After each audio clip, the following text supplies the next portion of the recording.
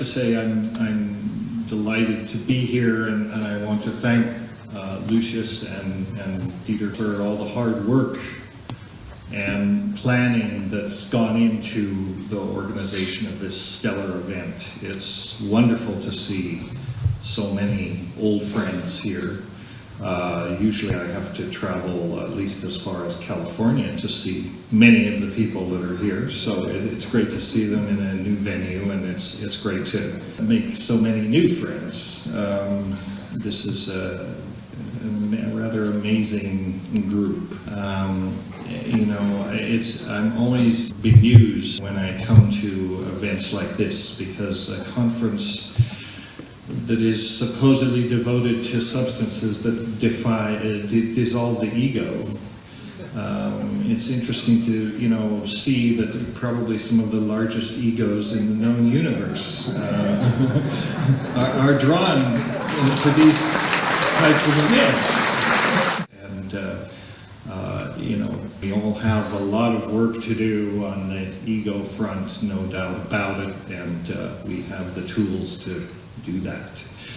Among the crowd, there are undoubtedly a number of candidates for the new Messiah. And I can't wait to see who will be crucified first, because the line forms on the left.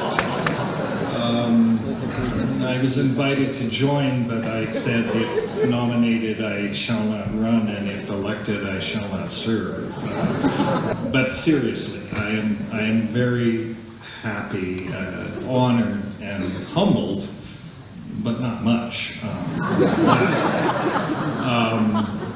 to be invited to this gathering, because this is a seminal event in psychedelics, and we're all here because of this common interest. Yesterday, I had the great honor and pleasure to meet with another one of our Hefter board members, the director of the Zurich Hefter Center, Dr. Franz Vollenweider. He is probably one of the world's leading researchers in consciousness research in the world, if not the leading researcher. And he kindly took us to visit Dr. Albert Hoffman in his home. We had a wonderful 2-hour visit. And after that, we went by car from Dr. Hoffman's home to Zurich, to the psychiatric hospital where Dr. Vollenweider's research is conducted. And they're using these molecular probes, these psychedelic drugs, as the key tools. And they are working at the mind-matter interface, and they are making some wonderful discoveries. And it's this enormously hypertrophied and complicated human brain, the generator of ideas of everything that we know or experience or think we know, that makes us humans, that makes us different from the primates. On an evolutionary and historic time scale, it's this hypertrophied human brain that's got us into the mess that we're in, you know, on the ecological and societal and political front. And so it's important to understand how we got here, and it's the only thing that's going to get us out of the mess that we're in. Our ideas, creativity, and thought. At the end of the day, we're still monkeys. As ayahuasca tells me again and again every time I check in with it, which is pretty often, you monkeys only think you're running the show. And I think that's an important lesson. That's maybe the primary lesson. We need to remain humble. And while we come to a forum like this to celebrate how much we know, it's important to remain humble and to remember always how little we know. Because for every discovery that we make, for every constellation of understanding, there's an infinity of things that we have yet to understand. I see we're on the frontiers of neuroscience. Every science is always on its own frontiers, but I don't see any end to the frontier here that there is to explore. It is indeed as large as the known universe, and it may not be different from the known universe. So it's a very exciting time to be alive, to be engaged in this research and to understand it. Psychedelics is, the study of psychedelics is inherently interdisciplinary.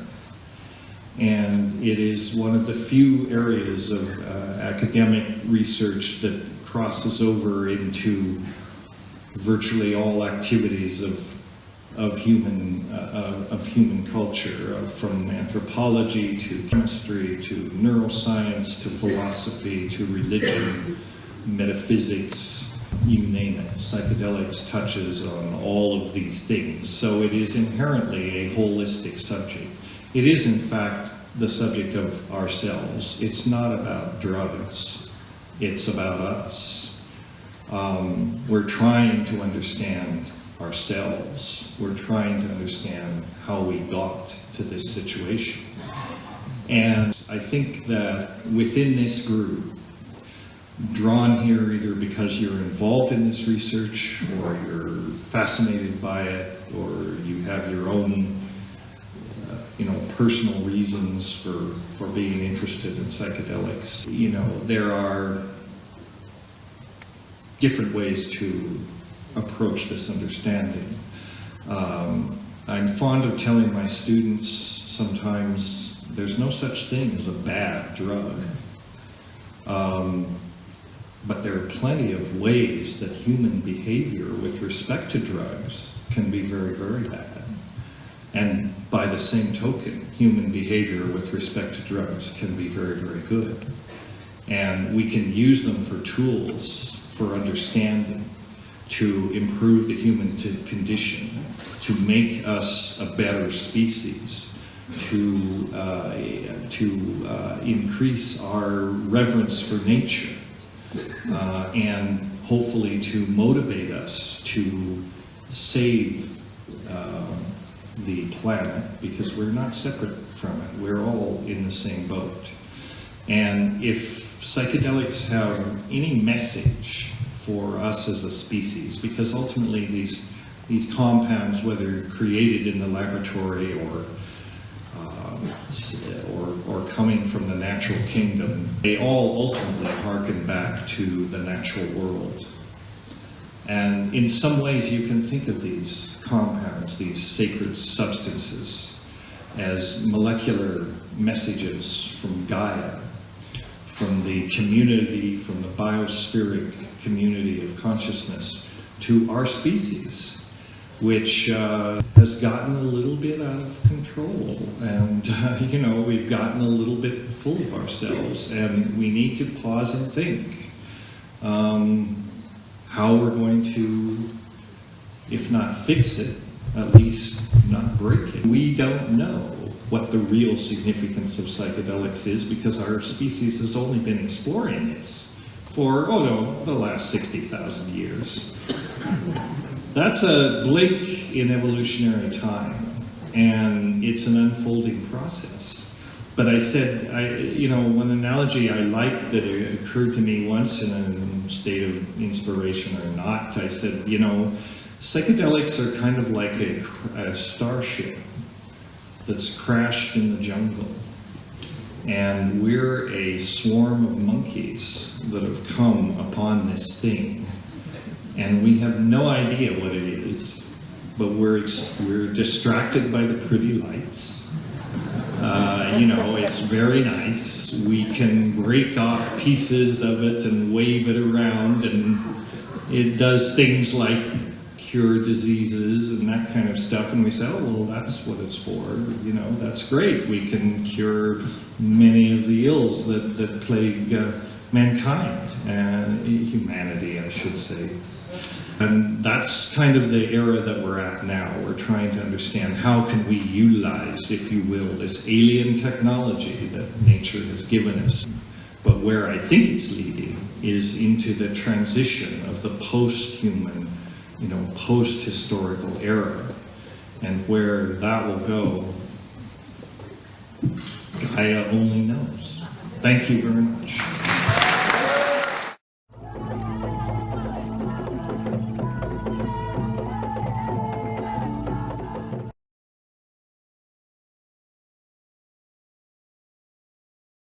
Ways to prepare things that make them different, that make them more effective. I mean, this comes up, for example, with Amanita muscaria, which with all the myth and all the hype around Amanita muscaria, you think this would be a mega hallucinogenic, but when you actually take it, it's pretty disappointing. I mean, it's not that interesting. I mean, after the chills, after the sweating, after the nausea, after the, blurred vision and all that, you might get a transient feeling like you've drunk some cheap wine, not my idea of a transcendent experience, but there are ways to, people say if it's dried a certain way, then it may be different. There's a whole issue about chemical races of Amanita muscaria. There's indications that some of the Himalayan ones may actually have tryptamines and psilocybin-like things in them. Then there's the whole issue about metabolism, because traditionally in Siberia, they take it and then they piss it out and they take it again. For the woman, no? Woman eat it. I think the men drink the piss from the woman. Probably it was a reindeer. Usually the women do the hard work, right? Kidneys. Yeah, and they take it out. But it turns out this may be very important, because that cleans it up and in some ways potentizes the active principle and detoxifies some of the interfering things. That may be very important. I'm waiting to hear the report of somebody that, like Jonathan Ott, I don't know if he's done that, but some brave psychonaut like that who does these things very carefully and keeps careful records, to report on that. What's it like when you eat it? What's it like when you take the same mushroom and eat it and drink your piss? And that may seem well, we have cultural squeamishness about that, but drinking piss is not that. It's not dangerous. There are people who drink it for therapy. Urine therapy. Yeah, urine therapy. And I'm not into it. But there's an interesting video out there on the net someplace. It's called the Pharmacratic Inquisition. And actually Jonathan Ott has written a book by the same name, but he did not produce this video. But a lot of what this Pharmacratic Inquisition is about it's about Amanita muscaria. And very interesting video, and they talk about this business about how you have to piss it out, and apparently you can keep doing this. You can recycle it maybe up to 5 times. Dennis, Yeah. is there any danger in taking iboga if you're not using other drugs? I heard a few cases of people dying from iboga, but was that because they then overdosed on heroin? Oh, here's the expert. No, She works at the clinic. yes, Hopefully she I do knows a the thing. intake and screening. So, Yeah. so you were asking if the dangers, the risks around The alleged death cases Right. for iboga, but then Daniel was saying like the shaman there were like encouraging to eat a lot, not using a scale, not using any kind well, of I measurement. mean that's iboga. We use ibogaine. Right. Okay, It's- that's much safer. Thing, yeah. Well, I mean the not a whole other dose. thing, but- Yeah, the dose is much easier to control than eating iboga. But from a I pharma- don't know about eating iboga. I've never been to Africa. I need iboga. But you do drug screens, and Yes. I think the main thing is that we do people not be on opiates. They have to what? Yeah, they have to be off short-acting opiates for 12 hours and off long-acting opiates for 24 hours. We can't treat people who are on antidepressant medications. We can't treat people who are on most medications. contraindicate with ibogaine. Even MDMA, I think. Oh, sure, you wouldn't want to. Absolutely. Yes, what we It's an strive. MAO inhibitor. You can do candy For- flipping with. No, iboga. ibogaine should not be mixed with any other substance. No. Right. No. And the same may be said of ayahuasca. No SSRI. Yes. It should not be mixed with MDMA. I'm aware of people that do, but I think they're asking for trouble. It shouldn't be mixed with it. You know, I mean, it can be mixed with other tryptamine. I know people that mix it with mushrooms, but I don't advocate that. I think, you know, in a way, there's something to be said for being purist. If you want to take an orally active tryptamine, you could take ayahuasca, or you could take mushrooms. They're both orally active tryptamines. You don't need to add mushrooms to ayahuasca to make it stronger. You need to drink more. You know, if it's not getting you there, you just need to have a booster. Now, in my case, I can't take a booster because I immediately throw up the second one. So I Yes. just try to drink enough to begin with. You know. You mentioned you're about yourself that you're taking a lot of ayahuasca, or often that you use it often. But when Often? Not, yeah. okay, but it's not like every week, or No. No, I would though. Probably not every week. I'd take it, easily I could do it once a month, and that's probably about the right amount for me. But I don't do that. I do it, I tend to go, you know, maybe 6 months, and then I'll go for a weekend someplace and do it 3 or 4 times, you know, in succession, and that's how it works for me.